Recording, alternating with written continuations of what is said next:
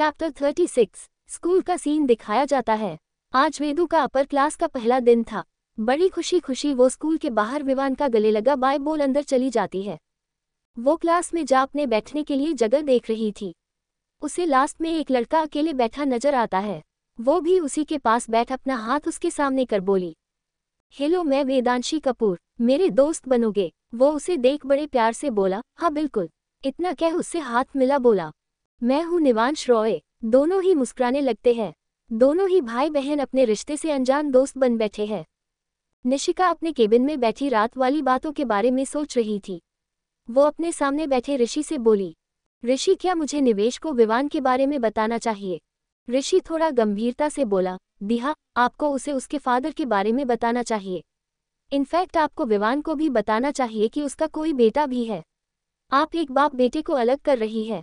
निशिका की आंखें नम हो जाती हैं। वो अपनी आंखों की नमी छिपा बोली, लेकिन मुझमें वापस जाने की हिम्मत नहीं है। तभी उस केबिन के दरवाजे पर दस्तक होती है।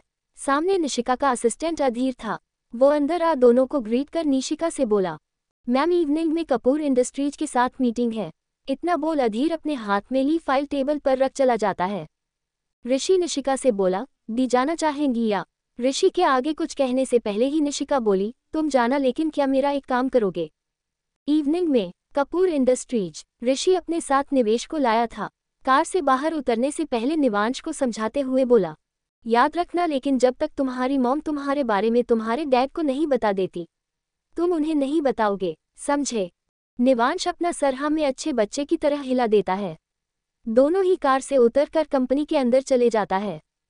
कुछ देर बाद निवांश को लेकर ऋषि विवान के केबिन में बैठा था। निवांश ऋषि के बगल में बैठा बस विवान को ही देख रहा था। विवान छोटी नजरें कर बोला, मिस्टर रॉय मीटिंग में बच्चे को लाने की वजह जान सकता हूँ? ऋषि कुछ कहता उससे पहले ही निवांश बोला, आपकी कंपनी के बाहर बोर्ड नहीं लगा कि यहाँ बच्चे नहीं आ सकते? दोनों ही बाप बेटे का बात करने का लहजा एक जैसा था। विवान नजरें निवांश की ओर कर बोला, ऐसा कुछ नहीं है, मैं बस कारण जानना चाहता था। खैर छोड़ो, प्रोजेक्ट डिस्कस करते हैं। इतना बोल वो ऋषि के साथ प्रोजेक्ट डिस्कस करने लगता है। निवांश तो बस विवान को घूर रहा था। विवान भी उसकी नजरें खुद पर महसूस कर अपने मन में बोला, ये बच्चा मुझे ऐसे किसी दुश्मन की तरह क्यों घूर रहा है? प्रोजेक्ट को डिस्कस कर ऋषि अपनी जगह से उठकर बोला, मैं उम्मीद करता हूँ ये प्रोजेक्ट जल्द ही कंप्लीट होगा। इतना बोल जाने लगता है। ऋषि को विवान रोकते हुए बोला, मुझे तुमसे अकेले में कुछ बात करनी है। ऋषि निवांश की ओर देखता है। ऋषि कुछ कहता उससे पहले ही निवांश बोला, ऐसी क्या बात करनी है पापा से जो आप मेरे सामने नहीं कर सकते? विवान हैरानी से निवांश को देख रहा था। ऋषि बोला, निवांश बाहर वेट करो। लेकिन पापा, ऋषि निवांश की बात बीच में काटते हुए बोला, क्या बस मॉम की बात मानोगे? हमारी मेरी नहीं मान सकते? खुद को ठीक करे बोला। निवांश बिना कुछ कहे बाहर चले जाता है।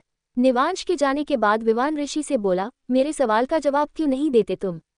ऋषि फीकी हंसी हंसते हुए बोला, कितनी बार दे चुका हूँ तुम्हारे उस सवाल का जवाब? विवान अपनी जगह से उठ ऋषि के पास आ उसके कंधे पर हाथ रख बोला, प्लीज बता दो। अगर जानते हो मेरी निमी कहाँ है? वो तुम्हारे साथ ऑस्ट्रेलिया गई थी, उसके बाद कभी हमारे पास लौट कर आए ही नहीं। विवान अपने इमोशंस को कंट्रोल कर गहरी सांस ले बोला, मुझे मेरी निमी का पता बता दो। मुझे उसे बहुत कुछ बताना है, बहुत कुछ पूछना है। सॉरी लेकिन मैं कुछ नहीं कर सकता। तुम्हारी बीवी, सॉरी एक्स वाइफ को वापस आना होगा, तो वो खुद आएगी, बहुत जल्द आएगी। इतना बोल ऋषि विवान के कंधे पर हाथ रख केबिन से बाहर चला जाता है। वो एक साइड में खड़े निवांश को अपनी गोद में उठाकर वहां से ले जाता है। कार में ऋषि ड्राइव कर रहा था। निवांश बाहर देखते हुए बोला, पापा मॉम को डैड ने क्यों छोड़ा? ऋषि सामने देख ड्राइव करते हुए बोला, बेटा ये सब तुम अपनी मॉम से पूछना। शायद सिचुएशन ऐसी थी कि तुम आज अपने डैड से दूर हो, लेकिन इसमें ना ही तुम्हारे मॉम की गलती है ना ही डैड की। इसलिए जैसे आज उन्हें घूर रहे थे वैसे मत घूरा करो। उसे तो पता भी नहीं कि उसका बेटा आज उससे मिलने आया था। निवांश आगे कुछ नहीं बोला। उसे ऋषि की बात बिल्कुल भी समझ में नहीं आई थी। दूसरी ओर मिश्री मिष्टी को अपनी गोद में लिए इधर से उधर कमरे में चक्कर लगा सुलाने की कोशिश कर रही थी। वो बहुत रो रही थी। शायद वो कच्ची नींद में उठ गई थी। रात के 11 बज चुके थे। माधव जब रूम में आता है वो मिष्टी को ऐसे रोता देख मिश्री की गोद से मिष्टी को ले बालकनी में चले जाता है। उसे बड़े बार से चुप करवा कर 10 मिनट में ही सुला देता है। जहां मिश्री आधे घंटे से लगी थी लेकिन मिष्टी शांत होने का नाम ही नहीं ले रही थी। मिश्री बालकनी के दरवाजे पर खड़ी नम आंखों से दोनों बाप बेटी को देख रही थी। कुछ देर ऐसे ही रहने के बाद माधव मिष्टी को रूम में ला बेड पर सुला देता है। मिश्री माधव से बोली, आप फ्रेश हो जाए, मैं खाना लगा देती हूँ। माधव कबर्ड से कपड़े निकाल वॉशरूम में जाते हुए बोला, कोई जरूरत नहीं, मैंने कहा लिया है। इतना कह वॉशरूम में चला जाता है। मिश्री को बुरा लगता है लेकिन अब ये उसकी रोज की आदत हो चुकी थी। वो बालकनी में झूले पर बैठ चांद को देख खुद से बोली, मुझे उनकी बात मान लेनी चाहिए थी, तो आज शायद सच जान माधव जी मेरे करीब होकर भी मुझसे दूर नहीं होते। वो वही झूले पर लेट चांद को देखते देखते भूखी ही सो जाती है। उसने डिनर नहीं किया था। माधव चेंज कर बाहर आता है, जहां उसे मिश्री नजर नहीं आती। वो ज्यादा ध्यान भी नहीं देता, मिष्टी के बगल में जाकर सो जाता है। कुछ देर बाद भी जब मिश्री रूम में नहीं आती तो माधव अपनी जगह से उठ मिष्टी के साइड में पिल्लो लगा देता है और मिश्री को देखने बाहर की ओर जाता है।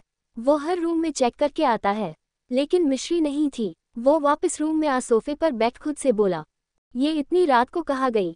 माधव की नज़र बालकनी के खुले दरवाजे पर जाती है। माधव देखता है तो मिश्री वह झूले पर ठंड से कांप उठी थी। माधव मिश्री को अपनी गोद में उठा बेड पर मिष्टी के बगल में सुला ठीक से ब्लैंकेट से कवर कर नम आंखों से बोला, क्यों किया तुमने ऐसा? मेरे प्यार और विश्वास का फायदा उठाया, सिर्फ थर्ड आई माफिया गैंग के लिए। उसके साथ क्यों जुड़ी थी तुम? इतना बोल वो भी दूसरी साइड जाकर लेट जाता है।